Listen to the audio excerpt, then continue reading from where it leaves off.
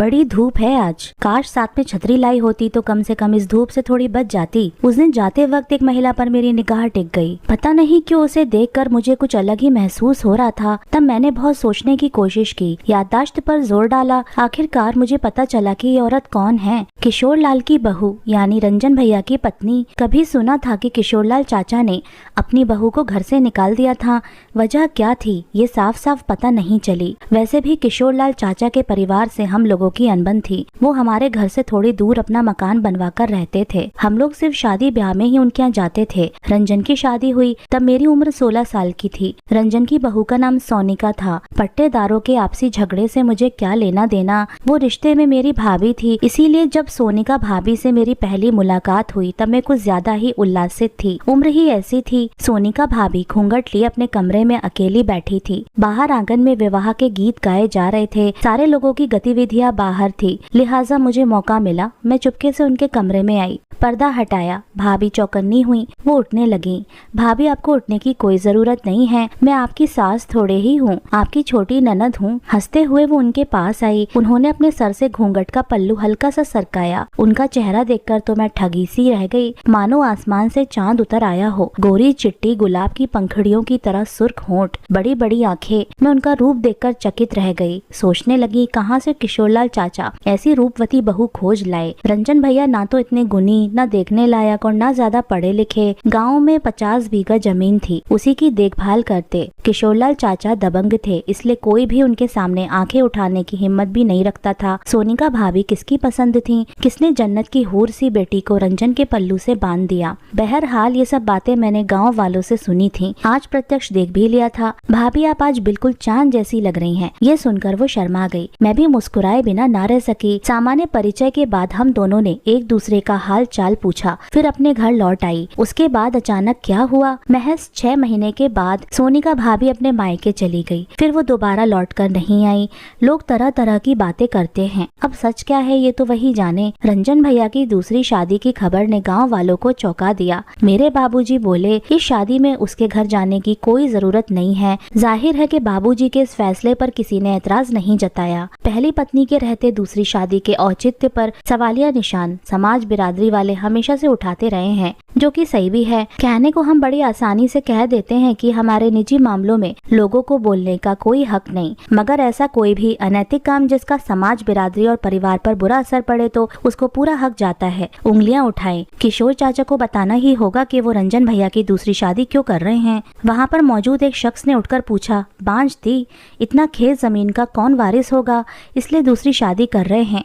किशोर चाचा ने ये खबर जनमानस में फैला रखी थी, मगर जनमानस इतनी भी मूर्ख नहीं होती कि आप जो कहेंगे वही मान लेगी। सो क्यों कोई ज्यादा माथा पच्ची करे। हकीकत एक ना एक दिन सबके सामने आ ही जाएगी। ये सोचकर लोग चुप बैठ गए। जिन्हें शादी में शरीक होना था वो गए, जिन्हें नहीं होना था वो अपनी दुनिया में मगन रहे। एक दिन मेरी शादी भी हो गई। मैं अपने परिवार में व्यस्त हो गई। पहले अक्सर मायके जाती थी पर अब आना जाना कम कर दिया। ऐसे ही एक बार मायके आई तो माँ से सोनिका भाभी का हाल पूछा तो माँ बोली, सोनिका का तो कुछ पता नहीं है, मायके में ही होगी। माँ फिर कुछ सोचकर बोली, रंजन की नई बहू भी खुश नहीं है। आपको कैसे पता? झाड़ू बुहारिन करने वाली बता रही थी। घर में किशोर लाल की ही चलती है। मजाल है जो रंजन उनके खिलाफ एक शब्द भी बोले। अगर वो रंजन से कह देगी अपनी पत्नी से ना बोले तो वो नहीं बोलता है। अगर वो रंजन से कह देंगे कि अपनी पत्नी से ना बोल तो वो नहीं बोलता है। बेचारी बहू पर क्या बीतती होगी। माँ ने लंबी सांस ली, फिर कुछ रुककर वो आगे बोली, स्त्री को तो पति का ही आसरा होता है, मगर वो तो पति की जगह किशोर लाल ने ले रखी है। ये क्या कह रही हो माँ? मैं किंचित लज्जाई। सुनने में तो यही सब आता है। माँ के कथन पर और आगे कुछ पूछना मुझे उचित नहीं लगा। अब इस तरह के संबंधी की गहराई में उतरना, वो भी माँ के जरिए, मुझे अच्छा नहीं लगा था। मैं ससुराल आई तो इसका जिक्र अपने पति से किया। वो कहने लगे, औरत के मामले में पुरुष का नजरिया एक जैसा होता है। ये बात अलग है कि जिसके पास विवेक मर्यादा का भान होता है वो दायरे में रहते हैं। ऐसे पुरुषों को शरीफ कहा जाता है। क्या आप शरीफ हैं? कहकर मैं हंसने लगी। तुम्हें क्या लगता है नहीं हूँ? उन्होंने भी दिल लगी की, देखिए जी बता देती हूँ, अगर आपके बारे में कुछ उल्टा पुल्टा सुनने को मिला तो जहर खा लूंगी। मेरी चेतावनी पर वो मुस्कुराए। झूठी खबर पर भी झूठ क्यों? आप ऐसे अवसर आने ही ना दें। मेरे ऑफिस में तमाम महिलाएं काम करती हैं। अब अगर किसी से हंस बोल ले तो तुम क्या सोचोगी? कुछ देर तक वो सोचकर बोली, आपको जो समझ में आए करिएगा। मेरी झुंझलाहट साफ झलकने लगी थी। वैसे भी अनैतिक काम करने वाले हमेशा अंदर से डरे हुए होते हैं, मुंह छुपाए रहते हैं। क्या मैं भी तुमसे मुंह छुपाता हूँ? पुरुषों के लिए क्या कहूँ मैं? बाहर क्या क्या करते होंगे, क्या बताएंगे? निराश भाव से वो बोली, आपको मुझे छोड़कर जिसके पास जाना हो जाओ, मैं नहीं रोकूंगी। ये सुनकर वो जोर से हंस पड़े। कल को आपके दिल में कोई जगह बना लेगा तो मैं क्या करूंगी? ऐसा नहीं होगा। घर परिवार की चिंता पुरुष को भी होती है, कहकर उन्होंने मुझे अपनी बाहों में भर लिया। उनकी बाहों की जकड़ किसी सुरक्षा के घेरे से कम न थी। मुझे राहत मिली। ऐसे ही प्यार, मोहब्बत और टकराव के बीच जिंदगी के 30 साल कैसे गुजर गए पता ही नहीं चला। बेटा बहू बनारस में बस गए। उन्हीं से मिलने में कभी कभार आ जाती हूँ। मैं अतीत से लौटी, आगे बढ़कर उस महिला के पास आई। बदल तो वो काफी गई थीं, फिर भी इत्मीनान कर लेने में क्या जाता है। आप कहाँ की रहने वाली हैं? मैंने पूछा। बिना जवाब दिए उसने नजरें दूसरी तरफ फेर ली। मम्मी कहाँ फिजूल के चक्कर में पड़ गईं? ये देखकर मेरे बेटे को कोफ्त हुई। मेरे बेटे का स्वर उस महिला के कानों पर पड़ा। उससे रहा नहीं गया। बेटा, जिंदगी में कुछ भी हो सकता है, एक औरत के साथ तो कुछ ज्यादा, क्योंकि वो पुरुषों के समाज में जीती है। इतनी गहरी बात सुनकर मैं सख्ती में आ गई। निश्चय ही ये महिला किसी भले परिवार की होगी। मेरा विश्वास प्रबल हो गया कि यही सोनिका भाभी हैं। आप किशोरलाल चाचा की बहू सोनिका तो नहीं? उसने कोई जवाब नहीं दिया। उसके चेहरे पर बनते बिगड़ते भावों को पढ़ने की मैं कोशिश करने लगी, लेकिन उसने नजरें नीची कर लीं। आसपास खड़े लोगों के लिए मैं जिज्ञासा का विषय बन गई। मेरे बेटे बहू को ये हरकत नागवार लग रही थी, मगर मैंने सोनिका भाभी को करीब से जाना था, इसलिए मुझे उनका मोह था। नए जमाने के बेटे बहू को इससे क्या लेना देना? वैसे भी आजकल के बच्चे प्रैक्टिकल हो गए हैं, वे भावनाओं में नहीं बहते। एक हम ही थे जो अब की भावनाओं के भंवर में ऐसे फंसे हुए हैं। ख्याल जो पुराने थे, उसकी चुप्पी से साफ जाहिर हो रहा था कि उसके मन में कुछ चल रहा है। यही कि अपनी पहचान जाहिर करे या चुप्पी साध ले। पहचान जाहिर करने का मतलब पुराने जख्मों को फिर से हरा करना है, जो कि पीड़ादायक होगा। क्षणांश इंतजार करने के बाद जब उसने अपना मुंह नहीं खोला तो मैंने चलने का मन बना लिया। अगर आप सोनिका भाभी हैं तो मुझे आपको इस स्थिति में देखकर भारी कष्ट है, कहकर मैं आगे बढ़ गई। सुनो, मैं 2-3 कदम चली ही थी कि उस महिला ने आवाज देकर रोका। मैं सहर्ष पीछे की ओर मुड़ी। मेरा अनुमान सही था। मैं उसके पास आई। तब तक अच्छी खासी भीड़ जमा हो चुकी थी। यहाँ रुकना ठीक नहीं होगा। भाभी, मुख्य सड़क पर चलते हैं। भाभी संबोधन पर मैं भाव विभोर हो गई। उसने अपना कटोरा उठाया। कटोरा यहीं छोड़िए, मुझे अच्छा नहीं लग रहा है। यही मेरी रोजी रोटी है। फिलहाल तो आप भी इसे यहीं छोड़िए। मेरे आग्रह को उन्होंने मान लिया। थोड़ी दूर मेरी कार खड़ी थी। कहाँ ले जा रही हो बिट्टो? उनका इतना कहना था कि एक क्षण के लिए मैं अपने बचपन में खो गई। अरसा गुजर गया, अब तो कोई बच्चा ही नहीं है जो मुझे इस नाम से पुकारे। कुछ पल के लिए मैं फिर से वही अल्हड़ लापरवाह किशोरी बन गई। कहाँ खो गई मम्मी? बेटे के कहने के साथ मैं अतीत से उभरी। मैंने बिना देरी किए सोनिका भाभी को कार में बैठने के लिए कहा। वो हिचकिचाई। मैंने कहा, आपके और हमारे बीच एक गहरा रिश्ता है। मैं रिश्तों के आगे धन दौलत को अहमियत नहीं देती। आप मेरी भाभी हैं, इसलिए मेरा आपसे सादर आग्रह है कि आप मेरे घर चलें। मेरे आग्रह को वो टाल न सकें। रास्ते भर हम मुख बने रहे। निश्चय ही सोनिका भाभी सहज नहीं थीं। उनके चेहरे के भाव बतला रहे थे। मैंने चोर नजरों से देखा। कितना बदल चुका था सोनिका भाभी का खूबसूरत चेहरा। उनके चेहरे का रंग काफी फीका पड़ चुका था। आंखों में पहले जैसा नूर नहीं था। होठों की रंगत गायब थी। कपोलों की लालिमा को मानो ग्रहण सा लग गया हो। आगे के दांतों ने भी साथ छोड़ दिया था। चेहरे पर आई बेहिसाब सलवटे मानो कितने जख्मों की कहानी कह रहे थे। ये देखकर मेरा मन करुणा से भर गया। पहली बार जब मैंने उन्हें देखा था तो लगा मानो चांद जमीन पर उतर आया हो। इतनी खूबसूरत थी सोनिका भाभी। रंजन भैया तो उनके पैर की धूल भी नहीं थे। ऊपर वाले की भी लीला अजीब है। किसी की भी जोड़ी परफेक्ट नहीं बनाते। पति सुंदर तो पत्नियां असुंदर, पत्नी सुंदर तो पति असुंदर। लगता है ऊपर वाले ने सोच समझ कर ही इस दुनिया को बनाया है। फूल के साथ कांटों को भी रचा ताकि सामंजस्य बना रहे। घर पहुंचकर सबसे पहले मैंने सोनिका भाभी को नहाने के लिए कहा। नहा धो लेने के बाद मैंने उन्हें पहनने के लिए एक अच्छी सी साड़ी दी। पहले तो उन्होंने मना किया, मगर मेरी जिद के आगे उनकी एक न चली। अब वे कुछ ठीक ठाक लग रही थीं। बहू हम दोनों के लिए नाश्ता बनाने में लग गई और मैं उनका दास्ताने हाल जानने में। भाभी, अगर आपको एतराज ना हो तो मैं आपकी बदहाली की वजह जान सकती हूँ। मेरे इस प्रश्न पर वो थोड़ी विचलित हुई। एक उसास के साथ उन्होंने कहना शुरू किया। मैंने ससुराल स्वेच्छा से नहीं छोड़ा, बल्कि अपने ससुर की वजह से छोड़ना पड़ा। पर वे तो कहते थे कि आप बांझ थी, इसलिए भगा दिया। सुनकर वो उत्तेजित हो गईं। झूठ, एकदम झूठ। अगले ही पल उन्होंने खुद को संयंत्र किया। क्यों हमेशा से हम ही को दोषी ठहराया जाता है? पुरुष तो पुरुष, औरतें भी औरतों के साथ खड़ी नजर नहीं आती हैं। फिर सच क्या था भाभी? मेरी जिज्ञासा बढ़ी। क्या आपको किशोरलाल चाचा के चाल चलन की जानकारी थी? चाल चलन में क्या खराबी थी? पत्नी कम उम्र में चल बसी, 2 छोटे छोटे बच्चे थे। उन्होंने आजन्म विधुर रहने का फैसला लिया तो सिर्फ बच्चों के हित के लिए। पता नहीं सौतेली माँ कैसी होगी, उनके इस फैसले की सारी गांव सराहना करता है। सुनकर सोनिका भाभी के चेहरे पर एक रहस्यमयी मुस्कान तैर गई। वैसा ही था, सोनिका भाभी ने वैसा पर जोर देकर कहा। मैं समझी नहीं, ये सुनकर मेरा चेहरा बन गया। आपको तो पता नहीं, उन्होंने पटना में एक महिला से शादी की थी। जानकर मुझे तीव्र आघात लगा। मुझे उनके चरित्र को लेकर कभी भी संदेह नहीं हुआ। मेरे माँ बाप ने मुझे उनके बारे में जो कुछ भी बताया वही मेरा सामान्य ज्ञान था। कुछ सोचकर मैंने पूछा, आपको कैसे पता चला? बाद में बताऊंगी, अभी सिर्फ इतना जान लो कि उसका नाम अर्चना था। वो वाकई में बेहद खूबसूरत थी। जब वो पहली बार नौकरी में आई तब सारा महकमा उसका दीवाना हो गया, मगर उसने किसी को घास नहीं डाली। मगर कब तक? नई उम्र की नई उमंगों ने हिलोरे मारी तो एक अधिकारी पर दिल आ गया। अधिकारी से उनका रिश्ता बना और वो पेट से हो गई। अर्चना ने इसकी चर्चा उस अधिकारी से की। हमें जल्द से जल्द शादी कर लेनी चाहिए। अर्चना परेशान थी। अधिकारी उलझन में पड़ गया। कहते कहते 2 महीना गुजर गया। अर्चना बेचैन, करे तो क्या करे। एक दिन मौका पाकर अर्चना अधिकारी के आवास पर गई। वो अकेले रहते थे। आपको मुझसे आज ही कोर्ट मैरिज करनी होगी। अर्चना बिफर पड़ी। ऐसा मेरे लिए संभव नहीं है। अधिकारी ने साफ लफ्जों में ऐसा कह दिया। क्यों? क्योंकि मैं पहले से शादीशुदा हूँ। ये जानकर अर्चना के पैरों तले जमीन ही खिसक गई। लगा कि अचेत होकर वो जमीन पर गिर पड़ेगी। उसे अधिकारी ने संभाला। तुमने मुझे कहीं का नहीं छोड़ा, अब मैं कहाँ जाऊँ?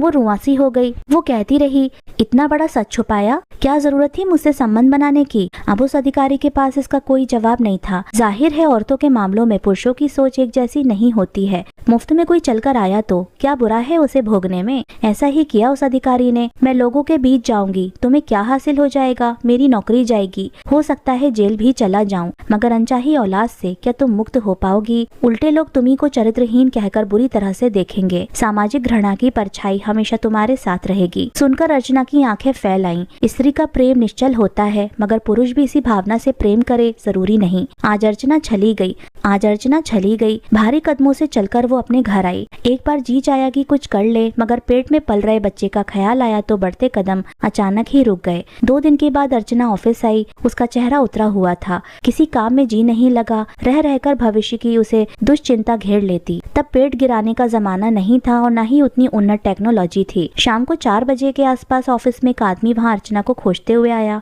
अपने खेतों की पैमाइश के लिए आवेदन दिया था। अब तक कुछ हुआ नहीं। 1 हफ्ते के बाद आइएगा, देख लूंगी, अर्चना ने बेमन से कहा। वो चला गया। अधिकारी से इस बीच अर्चना ने दूरी बना ली। ऑफिस में चर्चा तो हो ही रही थी, मगर किसी को ये भान नहीं था कि अर्चना पेट से हो चुकी है। 1 हफ्ते के बाद वो आदमी पुनः आया। आप बैठिए, मैं फाइल मंगवाती हूँ। वो आदमी बैठ गया। इस दौरान अर्चना ने महसूस किया कि उस आदमी की नजरें जब तक उस पर चली जाती तभी चाय आई। अर्चना ने उसे चाय ऑफर की। पहले तो उसने मना किया, मगर जब सामने चाय रखी जा चुकी थी तो मना न कर सका। मैडम, एक आप हैं जो मेरे काम में दिलचस्पी ले रही हैं, वरना मैं कई बार आ चुका हूँ, कोई सुनता ही नहीं है। अर्चना कुछ नहीं बोली। वो आगे कहता रहा, आप कहाँ की रहने वाली हैं? जी, कर्नाटक की। वहाँ से यहाँ नौकरी कर रही हैं? पिताजी जमशेदपुर में सरकारी नौकरी करते थे। पढ़ाई लिखाई वहीं हुई। संयोग से नौकरी पटना में लग गई तो यहाँ रहने लगे। तभी चपरासी आया। मैडम, 2 दिन के बाद इन्हें बुलाइएगा, बड़े बाबू की तबीयत ठीक नहीं है, वो आज नहीं आएंगे। अर्चना को उसके कथन पर गुस्सा आया, मगर क्या करे, सिस्टम ही ऐसा है।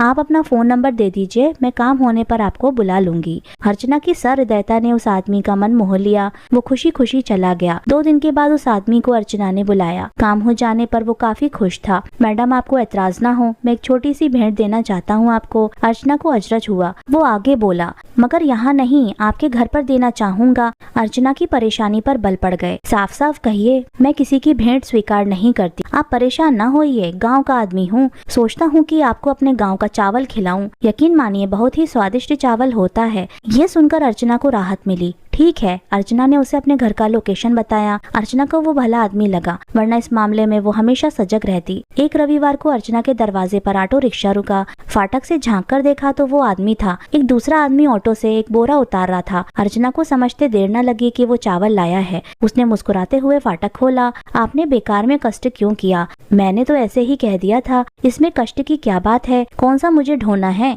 यहाँ तक मेरे घर का नौकर ले आया है। कमरे में चावल रखने के निर्देश देने के बाद उस आदमी ने अपने नौकर को बाहर बैठने के लिए कहा और खुद अर्चना के डाइनिंग रूम में आ गया। कुछ देर के बाद अर्चना चाय लेकर आई। चाय के बीच उस आदमी ने अपना परिचय दिया। झाबुआ में मेरा घर है। 5 साल पहले पत्नी गुजर गई। 2 छोटे छोटे बच्चे हैं। रिश्तेदारों ने काफी जोर डाला मगर दूसरी शादी नहीं की। तत्काल अर्चना के मन में एक बेमेल समाधान आया। पुरुष की कमजोरी को वो अच्छी तरह जानती थी। अर्चना ने महसूस किया कि उस आदमी ने किसी स्त्री की तरफ देखा ही नहीं। खेत खलिहान से ऊपर उसे कुछ सोचना आया ही नहीं। बस एक रट पकड़ी तो पकड़े रहे। सौतेली माँ न जाने उसके बच्चों के साथ कैसा व्यवहार करे। तभी पानी का गिलास थमाते हुए दोनों की उंगलियों का स्पर्श हुआ। उस आदमी की नसों में सिहरन सी दौड़ गई। एक अरसा गुजर गया। इस सिहरन की अनुभूति से लबरेज हुए। वो अभिभूत हो गया। आपके पति नहीं दिख रहे हैं? चाय की चुस्कियों के बीच उस आदमी ने पूछा। तब अर्चना मुस्कुराते हुए बोली, अभी शादी नहीं की। कर लीजिए, समय निकल जाएगा। आप करेंगे? इस तरह के प्रस्ताव पर सहसा उसे विश्वास नहीं हुआ।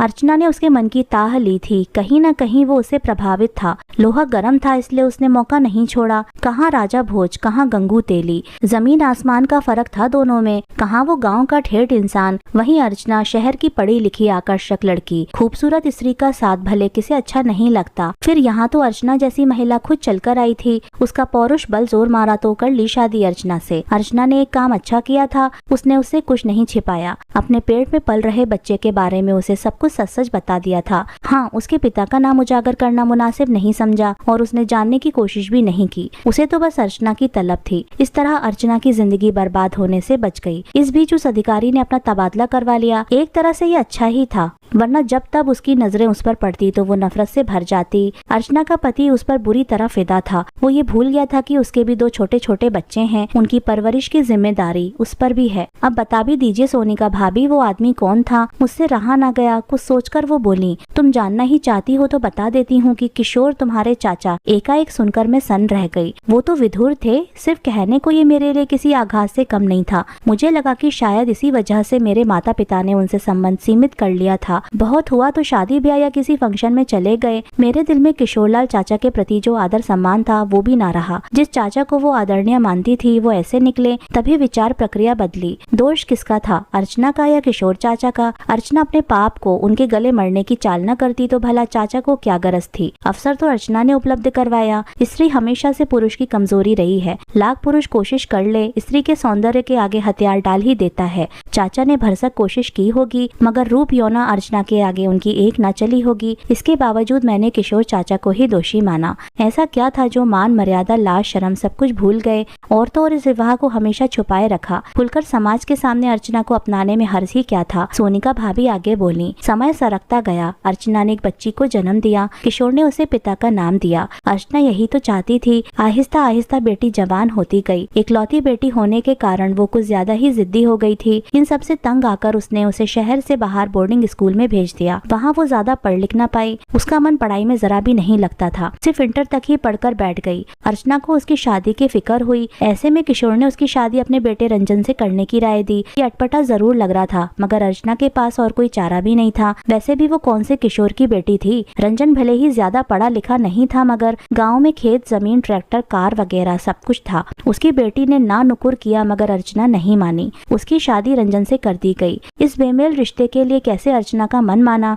मैंने महसूस किया कि इस सवाल पर सोनिका भाभी का चेहरा उतर गया। एक लंबी सांस लेकर वो बोली, माँ बाप बेटी के लिए सल होते हैं। जब वही साथ छोड़ दें तो बेटी वही करेगी जो वो लोग चाहेंगे। अकेली औरत के लिए जिंदगी आसान नहीं होती। बेटी ने सोचा होगा कि आज नहीं तो कल माँ नहीं रहेगी, तब किसके सहारे जिंदगी कटेगी? माँ बाप से विद्रोह करना आसान थोड़े ही होता है। कल को बेटी ने आवेश में कोई ऐसा कदम उठा लिया जिसकी रजामंदी माँ बाप की ना हो तो वो भी बुरे वक्त में बेटी का साथ छोड़ देंगे। सोनिका भाभी के कथन में सच्चाई थी। आज भी क्या शादी के मामले में बेटी की चलती है? माँ बाप जहाँ चाहते हैं वही शादी करके चिंता मुक्त होने में भलाई समझते हैं। दोनों की शादी हो गई। रंजन अपनी नई नवेली पत्नी के साथ खुश था। रंजन में छल कपट जैसी भावना न थी। माँ के असमय चले जाने के कारण वो असुरक्षा और हीन भावना का शिकार था। दूसरी तरफ किशोर तेज तर्रार था।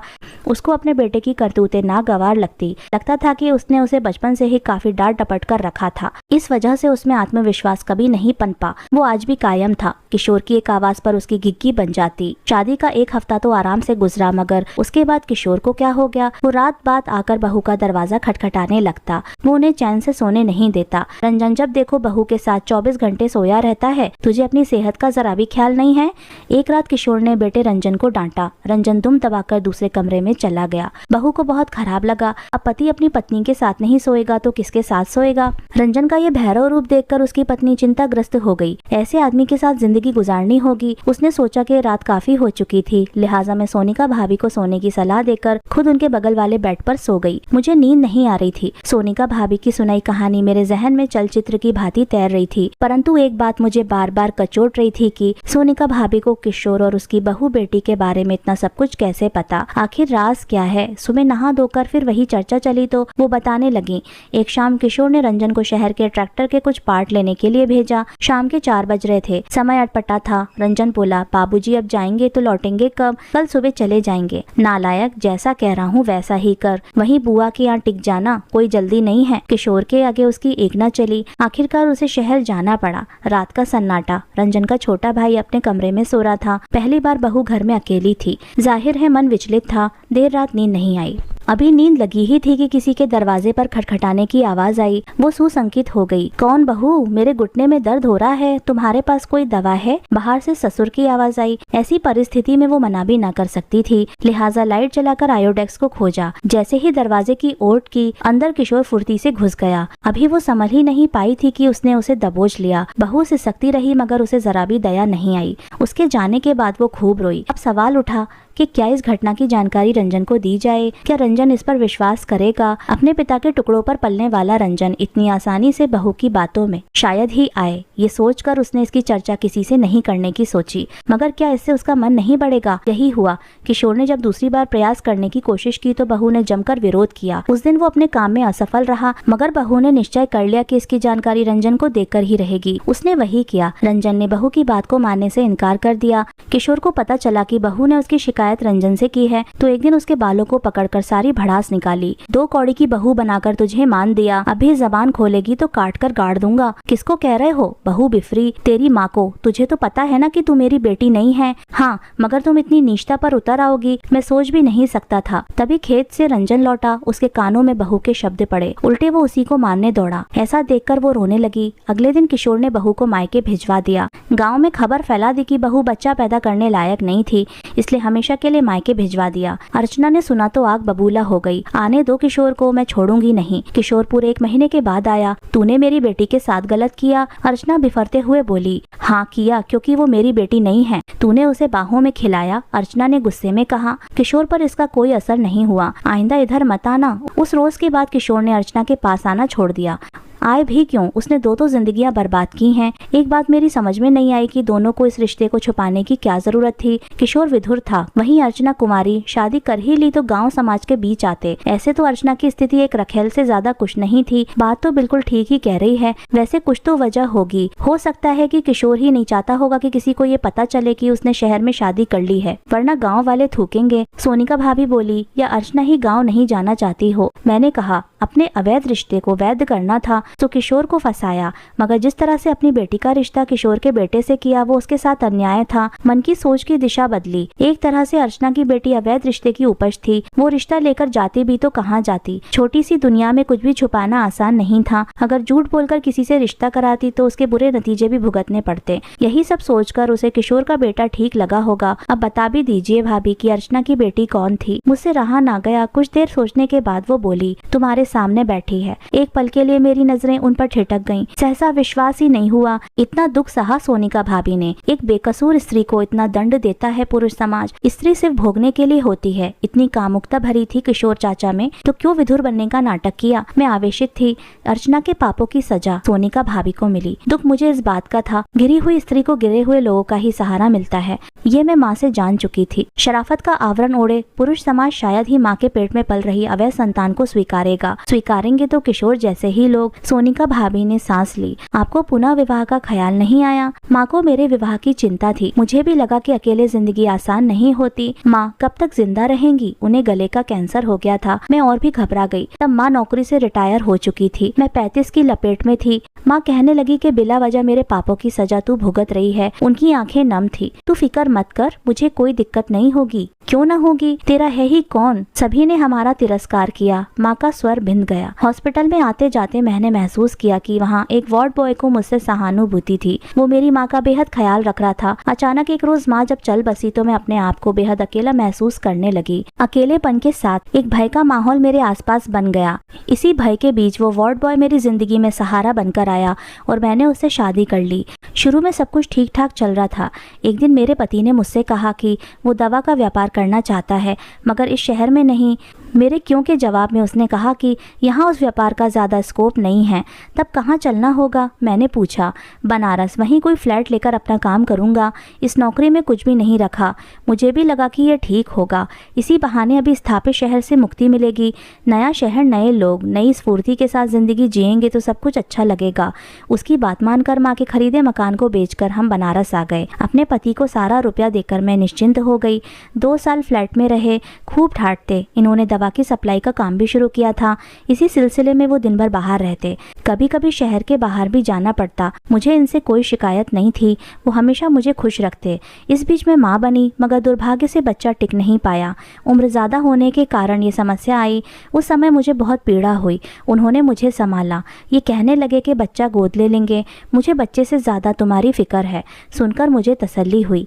समय सरकता गया। एक दिन वो बोले वो दिल्ली दवा के काम से जा रहे हैं, 4 दिन के बाद लौटेंगे। कहकर एकाएक सोनिका भाभी की आवाज़ भर्रा गई। आंखों से पानी टपकने लगा। उन्हें देखकर मैं भी भावुक हो गई। थोड़ी देर के बाद उन्होंने अपना गला साफ करते हुए कहा, वो दिन आज तक नहीं आया। क्या कह रही हैं भाभी? ये सुनकर मुझे भी अचरज हुआ। एक दिन एक आदमी ने मेरे दरवाजे पर दस्तक दी। पूछने पर पता चला कि वो मेरे मकान का किराया लेने आया है। ये जानकर मैं सख्ती में आ गई और बोली, किस बात का किराया? ये मकान तो हमारा है। मैडम आप भ्रम में हैं। ये मकान आपके पति ने किराए पर लिया था। उसने किराएदार के कागजात दिखाए। अब शक की कोई गुंजाइश ही नहीं बची थी। इस घटना ने मुझे अंदर तक तोड़ दिया। विश्वास करूं तो किस पर? मेरी माँ की नादानी का बुरा नतीजा मुझे भुगतना पड़ रहा था। ना मैं अवैध पैदा होती और ना ही इस तरह से अभिशापित जिंदगी गुजारनी पड़ती। जिस समाज प्रताड़ना से बचने के लिए मेरी माँ ने किशोर का दामन थामा, वो भी छिपकर, क्या मिला उनको और मुझको? जो किया उसे खुलकर स्वीकार करती तो कम से कम सिर उठाकर जीती। क्या जरूरत थी उनको मेरी शादी करने की? समाज के लोग ना स्वीकारते मुझे ना सही, पर मैं अपने पैरों पर खड़ी होकर अपनी जिंदगी अकेले काट सकती थी। आखिर वहीं पर आ गए। उसकी आंखें भर आईं। जब सामान्य हुई तो कहना जारी रखा, अपना सारा सामान बेचकर मैं बाबा की शरण में आ गई। अब मुझ में जीने की कोई इच्छा नहीं बची थी। मेरा काम था आश्रम की देखभाल करना। वहाँ बहुत सी महिलाएं और पुरुष थे। आहिस्ता आहिस्ता वहाँ का वातावरण मुझे अच्छा लगने लगा। एक रात मैं अपने कमरे में सोने जा रही थी, तभी एक नाबालिग लड़की भागते हुए मेरे पास आई। आप मुझे बचा लीजिए। वो मेरे शरीर से लिपट गई। मैंने देखा कि उसके बदन के कपड़े जगह जगह से फटे हुए थे। अभी माजरा समझती तभी 2 ताकतवर युवा मेरे पास आए। वो गुस्से में थे। वे लोग लड़की को मुझसे छीनकर ले जाने की कोशिश करने लगे। इसे ऐसे क्यों लेकर जा रहे हो? तुम जानकर क्या करोगी? तुम लोगों को बताना पड़ेगा। मैं इसे ऐसे नहीं जाने दूंगी। बाबा से शिकायत करूंगी। सुनकर दोनों हंसने लगे। बाबा के पास ही ले जा रहे हैं? मैं हतप्रभ हो गई। 10 साल मैंने इस आश्रम में गुजारे, मगर ऐसा वाकया पहली बार देखने को मिला। हो सकता हो पहले से ही ये सब होता रहा हो, मुझे पता ना हो। वैसे भी रसोई के प्रबंधन का काम संभालती थी, जो बाबा के मुख्य शयन कक्ष से दूर था। आज पहली बार इधर आना हुआ। सारा माजरा समझ में आने के बाद मैं शेरनी की तरह घुर्राई। नहीं ले जाने दूंगी इस लड़की को। तो ठीक है, तुम दोनों ही बाबा के पास चलो। मैं पूरी हिम्मत के साथ बाबा के शयन कक्ष में आई। बाबा का असली रूप देखकर मैं चकित रह गई। मैं कुछ देर तक तो भय से सिहर गई। इसके बावजूद अपने को हिम्मत बनाए रखा, क्योंकि मैं जानती थी कि ऐसे आदमी अंदर से कमजोर होते हैं। जरा सी ताकत दिखाई जाए तो बालू के ढेर के मानिंद ढहने में इन्हें देर नहीं लगती। जैसे ही उसने मेरा आंचल खींचा, मैं झटके से उसके हाथ से आंचल को खींचकर पीछे हट गई। उसने दोबारा प्रयास करने की कोशिश की तो मैं तेजी के साथ चलकर मेज पर सेब के साथ रखे चाकू को मैंने उठा लिया, उसकी तरफ लहराया। वो फिर मेरी तरफ बढ़ने लगा। उसकी इस हरकत ने मेरे मन में उसके प्रति और भी नफरत भर दी। वैसे भी पुरुषों ने मुझे काफी दुख दिया था। आज फिर एक पुरुष मेरे सामने मेरी आबरू लूटने के लिए खड़ा था। पुरुषों के प्रति प्रतिशोध की भावना को बल मिला और मैंने ताबड़तोड़ उसके पेट में चाकू भोंक दिए। पास में खड़ी वो लड़की घबरा गई। आश्रम में शोर मच गया। सारे लोग जमा हो गए। लोग मेरी बात बिना सुने मुझे मारने की कोशिश करने लगे। उनकी माँ ने मुझे अधमरा कर दिया। बाबा को हॉस्पिटल में भर्ती किया गया। मेरा भी इलाज किया। संयोग से मैं बच गई, मगर बाबा 2-4 घंटे भी जिंदा नहीं रहा। ये जानकर मुझे तसल्ली हुई। उसे मारकर मेरी जान भी चली जाती तो मुझे फर्क नहीं पड़ता। वैसे भी मेरी जान की कोई कीमत नहीं थी। मरना तो सभी को है, मगर मैंने एक लड़की की इज्जत बचाई, उसकी असलियत लोगों के बीच लाई। मेरी जिंदगी सार्थक हो गई। मुकदमा चला, मुझे बरी कर दिया गया। मेरा उसको मारने का कोई इरादा नहीं था। अपनी इज्जत की रक्षा के लिए मुझे चाकू उठाना पड़ा। इसी आधार पर उस जज ने मुझे बेकसूर माना। इस बीच 5 साल से ज़्यादा मैं जेल में रही। जब छूटी तो मेरी दुनिया ही बदल चुकी थी। तब काफ़ी सोच विचार कर काशी चली आई। मैंने आत्मचिंतन किया तो पाया कि सोनिका भाभी का क्या कसूर था जो इतने दुर्भाग्य के साथ ज़िंदगी जीने के लिए मजबूर हुई। मैं उनकी माँ को भी कसूरवार नहीं मानती। उनका कसूर सिर्फ इतना था कि वो स्त्री थी। क्या एक स्त्री के लिए प्रेम करना गुनाह है? अगर है तो उस पुरुष को क्यों दंड नहीं मिला जिसने अर्चना का शारीरिक शोषण करके उसे अभिशापित जिंदगी जीने के लिए छोड़ दिया? सोचकर मेरा मन भर आया। सोनिका भाभी की भी मनोदशा लगभग ऐसी ही थी। वो अपने आंचल से आंसुओं को पोंछने लगी।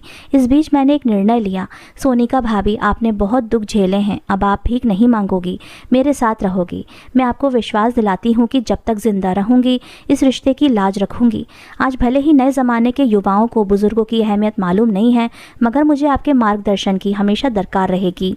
आपकी अनुभवी छत्र छाया में रहूंगी तो मुझे भी सुकून मिलेगा। सुनकर उनकी आंखों से आंसू बहने लगे। तो दोस्तों, सोनिका भाभी आज किशोरी के साथ ही रह रही हैं और अब सम्मान पूर्वक जीवन व्यतीत कर रही हैं। तो दोस्तों, आज की कहानी यहीं पर समाप्त होती है। मिलते हैं आपसे अगली कहानी में। आपका बहुत बहुत धन्यवाद।